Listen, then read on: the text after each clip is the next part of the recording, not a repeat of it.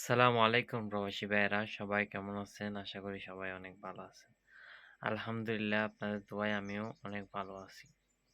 তো অনেকে জানতে চাইতেছেন যে ওমানে ভিসা কবে খুলবে? আসলে ভাই, ভিসা কবে খুলবে এরকম কোনো নিউজ এখনো আসতেছে না। এর বাইরে ওমানের পরিস্থিতি বর্তমানে খুব একটা ভালো নয়, কারণ কাজের পরিবেশ খুবই খারাপ। এখানে যে পরিমাণ লোক বা শ্রমিক আছে আমাদের বাংলাদেশি, পাকিস্তানি, ইন্ডিয়ান, সে পরিমাণ কাজের কোনো স্কোপ বা জায়গা নাই। যার কারণে ওমানের এম্বাসি বা ওমান লেবার কোড এই বিষয়ে কোনো কথাই বলতেছে না যে ভিসা কবে করবে। উল্টো তারা আরো বিভিন্ন রাষ্ট্রের ভিসা বন্ধ করে দিচ্ছে। এখন ইন্ডিয়ার ভিসাও বন্ধ করে দিচ্ছে। এর বাইরে আরো বিভিন্ন রাষ্ট্রের ভিসা তারা বন্ধ করে দিচ্ছে। কারণ এখানে যে পরিমাণ কাজের জায়গা আছে, লোক সমাগম বা আমাদের শ্রমিক সংখ্যা তার চেয়ে অনেক বেশি। কোথাও একটা কাজ হলে বা একটা কাজ পেলে কোনো একটা ওমানির ওইখানে একজনের জায়গায় তিনজন যায়। যার কারণে সেটা সরকারের নজরে আসে এবং ভিসা বন্ধ করে দেয়। আর আমরা সবাই জানি আমাদের বাঙালিরা প্রচুর পরিমাণে ওমানে এসেছিল, যখন বাংলাদেশের পরিস্থিতি দেখতেছিল খারাপ, তখন তারা এখানে ওমানে আসে, কারণ ওমানে আসতে কম টাকা খরচ হয়।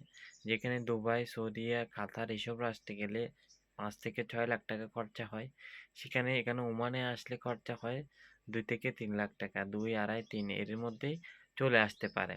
এর বাইরে কেউ যদি এখানে ভাই, বাবা বা আত্মীয় স্বজন থাকে, তাহলে শুধুমাত্র টিকেটের এবং মেডিকেলের টাকা দিয়েই ওমানে চলে আসতে পারে। তো বন্ধুরা, ওমানের ভিসা খোলার কোনো খবর এ পর্যন্ত আমরা পাই নাই। আর পাইলে অবশ্যই জানাতাম যে ওমানের ভিসা খুলছে বা সামনে এত তারিখের মধ্যে খুলবে। কিন্তু সেটা নির্দিষ্ট কোনো খবর আজ পর্যন্ত আমরা পাই নাই ওমানের ভিসা কবে খুলবে।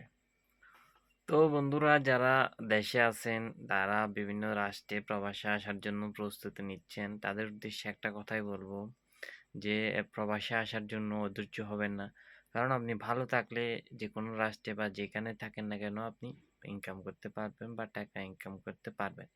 তাই প্রবাসে আসতে পারতেছেন না বা মিডল ইস্টের রাষ্ট্রে সৌদিয়া, দুবাই, কাতার, ওমানে আসতে পারতেছেন না, এর জন্য কখনোই মন খারাপ করবেন না।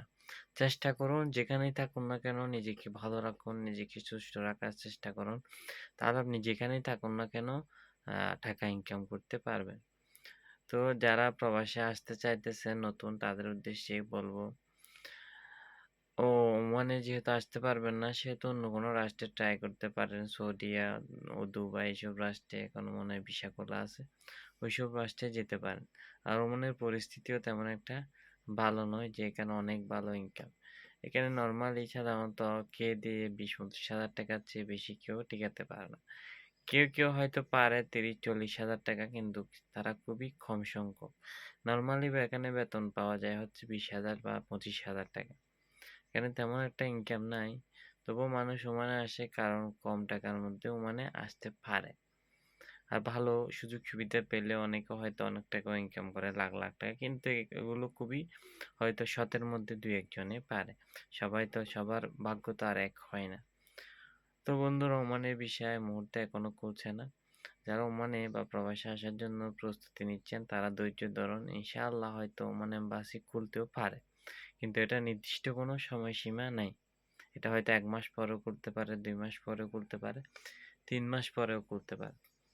তো বন্ধুরা, এ হচ্ছে ওমানের খবর। আর সবাই ভালো থাকবেন, আর আমার চ্যানেলটি অবশ্যই সাবস্ক্রাইব করবেন, যাতে আমি নতুন নতুন ভিডিও করার অনুপ্রেরণা পাই। সালাম আলাইকুম।